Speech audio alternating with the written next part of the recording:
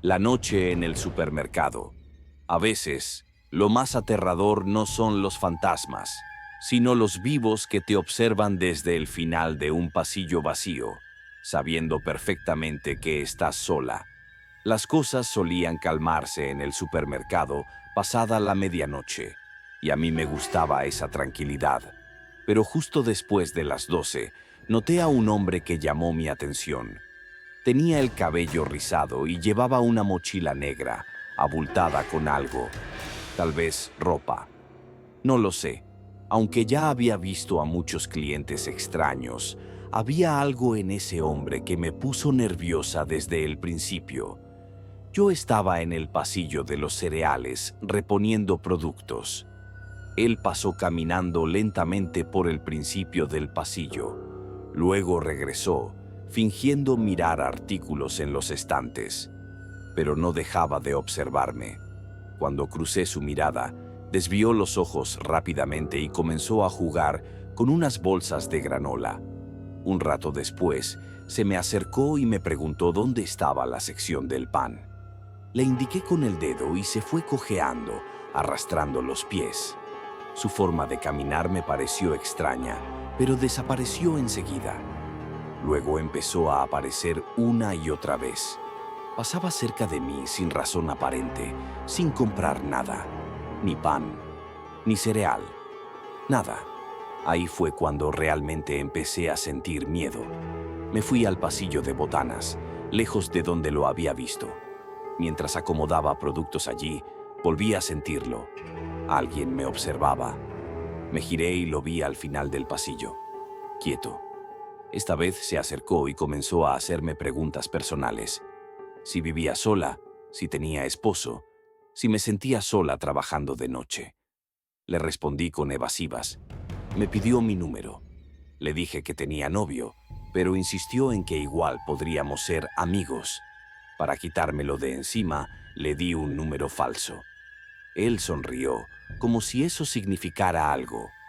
Me despedí rápidamente y fingí seguir trabajando. Pensé que ahí había terminado todo.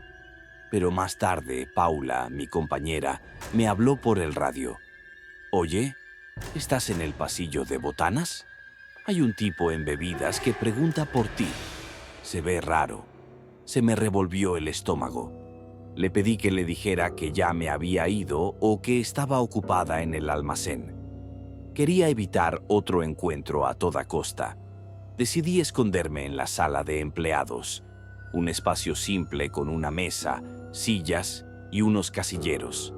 Me senté, temblando, tratando de calmarme. No habían pasado ni 2 minutos cuando las puertas dobles se abrieron de golpe. Él entró como si supiera exactamente dónde encontrarme. Su rostro estaba retorcido por la ira. «¿Qué es eso de darme un número falso?», gritó. Sentí un escalofrío. Me puse de pie lentamente, intentando mantener la calma. «Señor, no puede estar aquí. Esta área es solo para empleados», le dije. Se quitó la mochila y la puso sobre la mesa. La abrió mientras me miraba fijamente. Parecía que quería mostrarme algo. No esperé para saber qué era. Me levanté rápido e intenté rodearlo. Trató de agarrarme del brazo, pero el miedo me dio fuerzas y me zafé. Corrí por los pasillos del supermercado y me dirigí directo a la salida. Ni siquiera pensé en llamar al gerente o a seguridad. Solo quería llegar a mi auto. Vi que me seguía, pero más lento, tal vez por su cojera o por otra cosa. No lo sé. Solo sé que llegué primero. Me metí al carro, cerré con seguro y lo vi salir de la tienda justo cuando cerraba la puerta. Me localizó con la mirada, pero ya era tarde. Encendí el motor y me fui temblando tanto que apenas podía sujetar el volante. En el retrovisor vi su expresión, furia mezclada con decepción. Cuando estuve lo suficientemente lejos, tomé el teléfono y llamé a Joel, el gerente del turno nocturno. Le conté todo y le dije que no me sentía segura regresando esa noche. Al principio se molestó por haber abandonado mi puesto, Pero cuando le expliqué que el hombre había actuado de forma agresiva y que quizá llevaba algo peligroso en la mochila, cambió el tono. Prometió llamar a la policía, revisar las cámaras de seguridad y asegurarse de que ese sujeto no regresara. Aún así, le dije que no volvería esa noche. No estaba en condiciones emocionales de seguir trabajando tras ese susto. Al día siguiente, ya más tranquila, volví a hablar con Joel. Me mostró las grabaciones. El hombre vagando por los pasillos, acercándose a mí una y otra vez.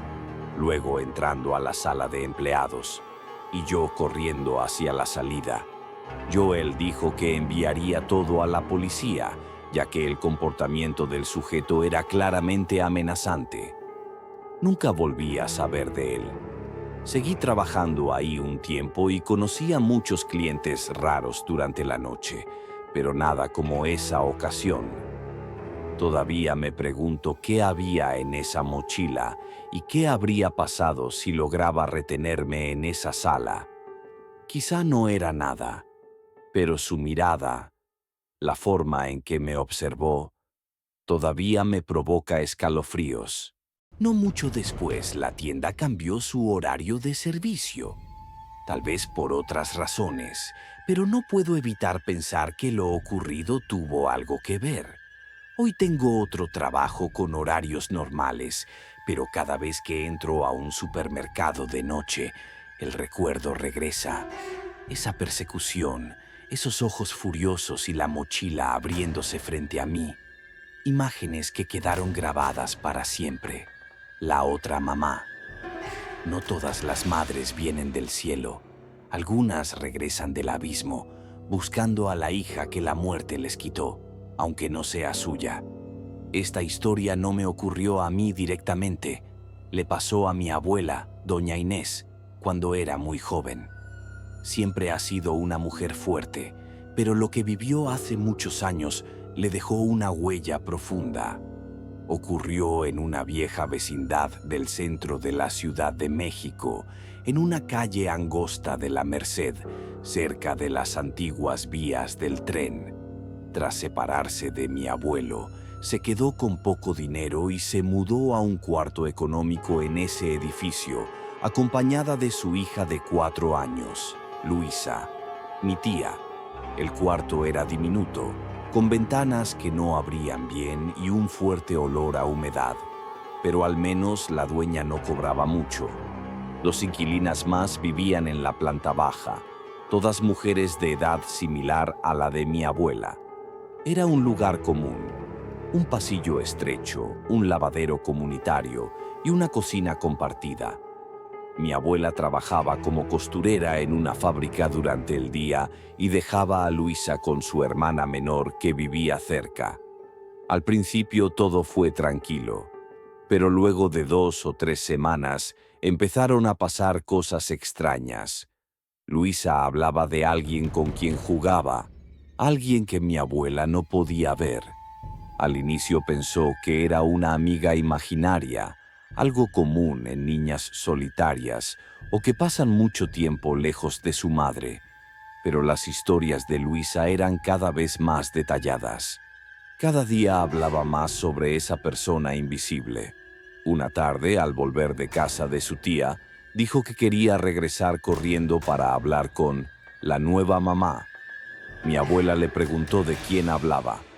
Luisa respondió con total inocencia que tenía 2 mamás, su verdadera mamá y otra que aparecía cuando todos dormían. También dijo que esa otra mamá lloraba bajito por las noches y parecía muy triste.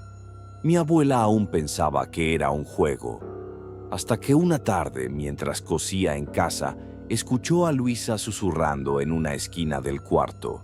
Se acercó sin que la notaran y juró oír otra voz, suave, susurrante. ¿Con quién hablas?, preguntó. Luisa, tranquila, respondió, con la otra mamá. Dice que te duele el dedo porque te lo picaste con la aguja, ¿verdad? Mi abuela se congeló. Efectivamente, momentos antes, se había pinchado con la aguja al coser un uniforme. No lo había dicho en voz alta. Nadie lo había visto. Se le heló la sangre. Esa noche no pudo dormir. Cerca de las 2 de la madrugada escuchó ruidos en la cocina. Parecía la voz suave de una mujer, mezclada con el murmullo de Luisa. Temblando, se levantó y se acercó con cuidado a la puerta del pasillo. Desde una rendija, alcanzó a ver a Luisa sentada en el piso, acariciando el cabello de una figura femenina. La mujer tenía el rostro inclinado, casi oculto. Llevaba un vestido claro y sus brazos eran tan pálidos que casi reflejaban la poca luz que entraba desde la calle. Mi abuela se paralizó. Quería correr y abrazar a Luisa, pero no podía moverse. La mujer susurró algo. Luisa se levantó corriendo y se encontró de frente con mi abuela, que seguía espiando, aterrada. «Mamá, ella quiere que me vaya a vivir con ella, pero yo no quiero. Dile que se vaya». Mi abuela, en un impulso, encendió la luz y gritó, suplicando que esa cosa se fuera y dejara en paz a su hija. Los vecinos se despertaron y salieron a ver qué pasaba. Encontraron a las dos abrazadas, con mi abuela casi sin voz, temblando y llorando. Al día siguiente, mientras lavaba ropa en el lavadero comunitario, una vecina mayor le preguntó qué había pasado. Al oír el relato se puso pálida. Contó que años atrás, en ese mismo cuarto, había vivido una joven con su hija de 4 años. El padre de la niña era violento y una noche las golpeó tan brutalmente que la pequeña murió en el hospital. La madre, devastada, se quitó la vida tomando pastillas una noche de lluvia. La dueña del lugar la encontró días después, al notar que no salía del cuarto. Al escuchar eso, mi abuela recogió sus cosas y se fue de inmediato. El miedo de que esa otra mamá siguiera a Luisa era inmenso. Desafortunadamente, 2 años después, ya viviendo en otra vecindad, Luisa fue encontrada inconsciente al pie de una escalera en plena madrugada.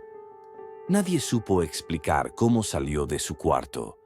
Esa noche, mi abuela soñó con la misma figura del vestido claro, llamando a su hija desde la ventana. Hasta hoy, mi abuela apenas puede hablar del tema sin conmoverse. Cree que esa mujer jamás superó la pérdida de su hija y de alguna forma quiso adoptar a Luisa. Si lo que ocurrió fue algo sobrenatural o simplemente una cadena de tragedias, no lo sé. Pero la mirada de mi abuela cuando cuenta esta historia no deja dudas. El tiempo no borra todo. Y a veces me pregunto si esa madre fantasma sigue vagando por algún rincón olvidado del centro de la Ciudad de México, buscando una niña a quien llamar suya.